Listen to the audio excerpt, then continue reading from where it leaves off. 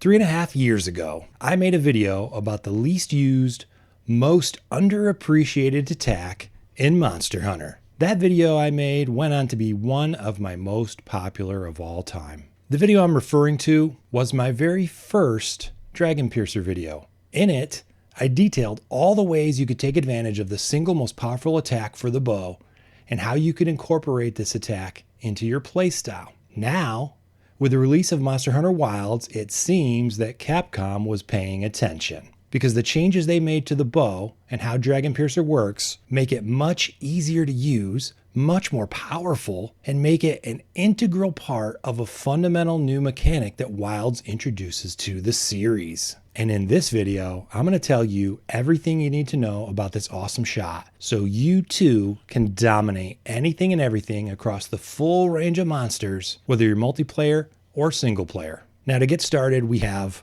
the full Dragon Piercer shot. This is the most basic version of Dragon Piercer, and it's also the most powerful. All you got to do to hit a full Dragon Piercer shot is press X plus A. If you're on Xbox, it's Y plus B. If you're on PlayStation, it's triangle plus circle. You can do this with your reticle up for accurate aiming, or you can do it without your reticle if you so desire. This is a full power, full animation shot, just like in Rise. The difference here is this is the only way to get full power on your Dragon Piercer. The other two versions of Dragon Piercer for Wilds that we're going to talk about have a lowered damage output. The range on Dragon Piercer is incredible, and you can extend that range with a tracer shot. You can cancel a bit of the end animation, but you're going to lose some ground to the recoil, and you will lose your charge level using a full Dragon Piercer shot. Now the second Dragon Piercer shot type we have in Wilds is the quick Dragon Piercer. Rise gave us the instant Dragon Piercer, and Capcom actually decided to bring that forward into Wilds, sort of. While Capcom officially calls this move an instant Dragon Piercer in the Wilds tutorial, it's not actually an instant like it was in Rise. In Rise, you had to hit the instant off a successful dodge bolt, and there was 0 wind up. Now for Wilds, you can hit the quick Dragon Piercer as a follow-up to almost any attack. And there is a windup, although it's a lot faster than the full Dragon Piercer windup. What's more, the end animation is shorter, the recoil is far less, and you can cancel more of the end animation. What's really nice about the quick Dragon Piercer is that you can also maintain your charge level using this version. Insane. Now, as a trade-off to this increased accessibility, the damage is lowered a bit from the full Dragon Piercer. Now, one last note on quick Dragon Piercer. You cannot chain multiple quick Dragon Piercers in succession. You have to put a charging sidestep in between them in order to do that. The third Dragon Piercer shot is the follow-up Dragon Piercer. This is probably the best version of Dragon Piercer. And the cool part is you don't even have to press the buttons to do it. This version is activated automatically when you target a wound with a focus strike. Now to do this, you go into focus mode with your reticle plus the right shoulder button, get a wound in your circle, and wait for the little triangle to charge at least once. That's important. You got to charge it at least one time. Let go of your arrow. Now, after your hailstorm hits the wound, you will automatically do a quick animation Dragon Piercer. Don't be fooled though. This isn't a quick Dragon Piercer. It's a hybrid Dragon Piercer. You'll get a quick animation with very low recoil, but you'll also get higher damage. Not quite as high as the full Dragon Piercer, but definitely higher than the quick Dragon Piercer. The other downside is you're going to lose your charge level on this. You cannot use the follow-up Dragon Piercer to maintain your charge level, incorporate it into a combo. That's just not going to work. Whereas the quick Dragon Piercer does allow you to do that. So those are the three different versions of Dragon Piercer. They are very similar to each other, but don't be fooled. They're three very distinct Dragon Piercers with slightly different attributes and uses. And there's actually a way to take all three of these Dragon Piercers and chain them together one right after another. It's pretty cool. This is the triple Dragon Piercer after a focus strike. Think of it as a Neapolitan Dragon Piercer. So this triple Dragon Piercer is made possible by a feature of the follow-up Dragon Piercer that neither the quick nor the full Dragon Piercer have. you can chain a quick Dragon Piercer after a follow-up Dragon Piercer. Pretty crazy, I know. Now, the final full Dragon Piercer of this combo isn't really chained in. It's just a standalone Dragon Piercer. But the point is, you can fire off 3 Dragon Piercers in quick succession without losing a ton of ground. And it's very important to note that yes, you can chain a quick Dragon Piercer directly after a follow-up Dragon Piercer, whereas you cannot chain a quick Dragon Piercer after another quick Dragon Piercer. What else is awesome about Dragon Piercer in Monster Hunter Wilds? I already talked about how you can cancel the end animation of a Dragon Piercer now. If you're in the habit of playing bow in Rise, this is something you'll have to relearn because we couldn't do that in Rise. And this is very useful, especially when you need to perform a discerning dodge right at the end of your Dragon Piercer. I also mentioned that you can aim your Dragon Piercers now. Yeah, you can adjust the aim with your stick, and you can even use your quick camera adjust to swing around and do a quick 180-degree adjustment to this thing. My quick camera adjust is mapped to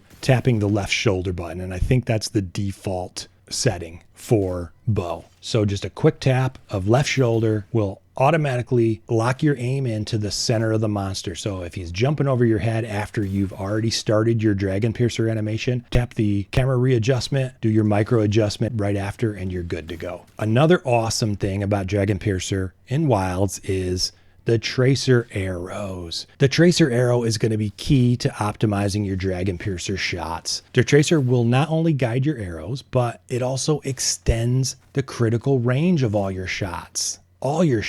This is especially useful for people using close range coatings. The tracer is also going to explode for more damage, but it's also going to boost the damage of your arrows significantly. Now, these two attributes combine for safer, higher damage output with precision guidance. As if all those improvements and features aren't enough, there's something even crazier that brings it all together and makes Dragon Piercer not just the best bow shot in the game, but perhaps even the best attack across all weapons. What I would say is the single most important feature of Dragon Piercer in Monster Hunter Wilds is how it handles hit zones. Now, the Dragon Piercer uses the melee cutting hit zones rather than the ranged hit zones. Now, why is this huge? If you're familiar with melee hit zones, you'll know that there are generally more and better hit zones for melee than there are for ranged. So what this does is it gives bow access to all the weaknesses of a monster rather than just the 1 or 2 that you're used to playing ranged weapons. That, coupled with the quick Dragon Piercer, the cancels, the easy aim, the range on this attack, and the wound follow-up Dragon Piercer, these make it so you always have a high damage shot available no matter where you're standing or what the monster's doing. You're no longer tied to a single part of the body. You're no longer required to plan out the perfect script in order to hit your DPS goals. You can play a lot more comfortably, especially in multiplayer, where previously you may have even chosen a different weapon due to the monster not cooperating with the rigid playstyle that single player used to demand. You're also going to see certain monsters just be far more vulnerable to the Dragon Piercer shots due to more favorable melee hit zones, their body length and width, and the safer range that it affords. In fact, if you care to look, you'll find some Dragon Pierce speedruns that are actually outperforming most other weapon types. And so you can't even use the low DPS argument against this shot type anymore. So let's take another quick look at the quick Dragon Piercer. The beauty of this attack is that you can now incorporate this shot into all your favorite combos. You can even incorporate this in a way that allows you to maintain your charge level. Since you are able to maintain your charge level with this, putting this attack in your combo chain can greatly extend your full charge combos.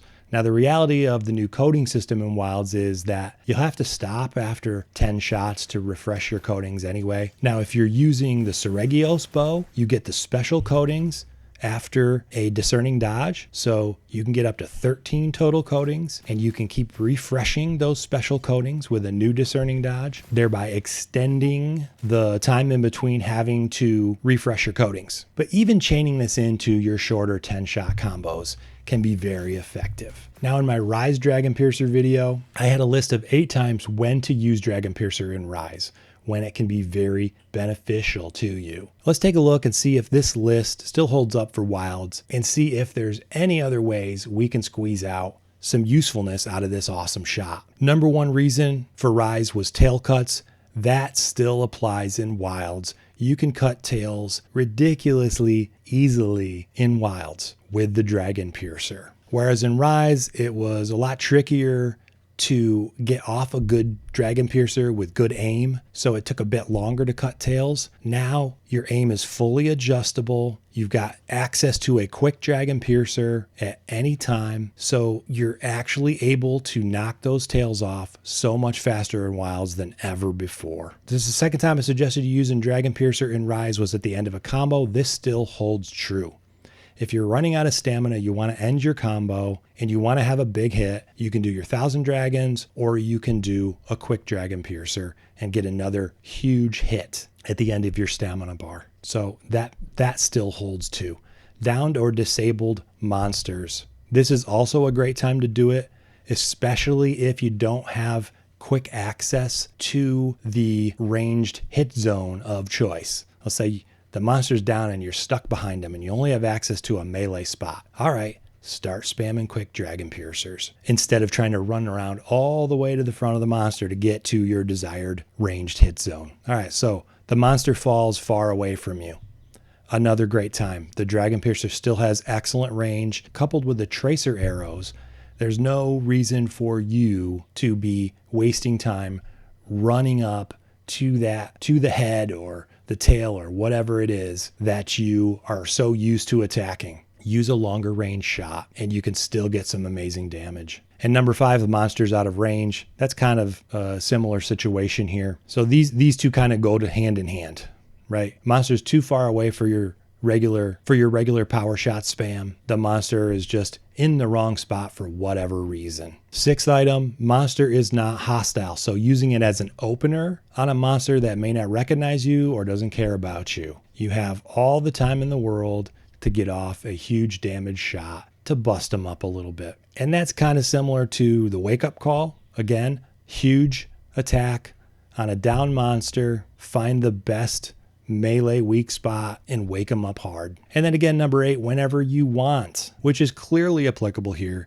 because in Wilds, there's so many new ways to play this weapon and this attack in particular. So you can see Capcom took all of the advantages of Dragon Piercer from Rise and actually made it easier to incorporate this attack into your playstyle in Monster Hunter Wilds. And you can use this with any bow.